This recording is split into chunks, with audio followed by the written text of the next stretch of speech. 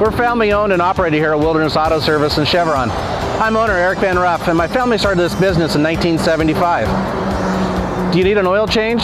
Come and see us. Is your vehicle making a strange knocking sound? We can help. Are your brakes safe? We can check them for you.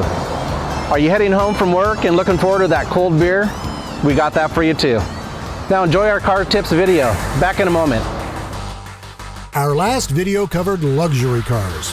This time we'll look at what are called classic cars, since many people are captivated by their beauty, rarity, and history. TheBalance.com says most organizations that specialize in classic cars agree that 25 years is at least how old a vehicle must be to be called classic. But there's not a perfect agreement, being some have added their own rules. For instance, some automobile clubs say 20 years is enough to qualify as classic. The Classic Car Club of America is considered to have the definitive definition of a classic, saying they must be only certain models produced between 1915 and 1948 and chosen by their representative fine design, high engineering standards, and superior workmanship.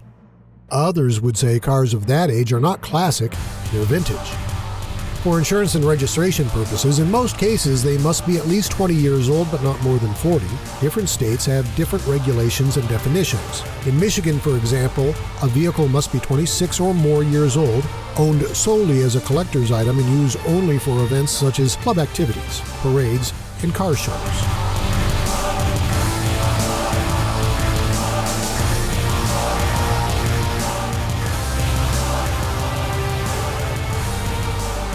Wilderness Auto Service in Maple Valley. We're experts in general auto repair, service, Chevron gasoline, and U-Haul rentals. See you soon.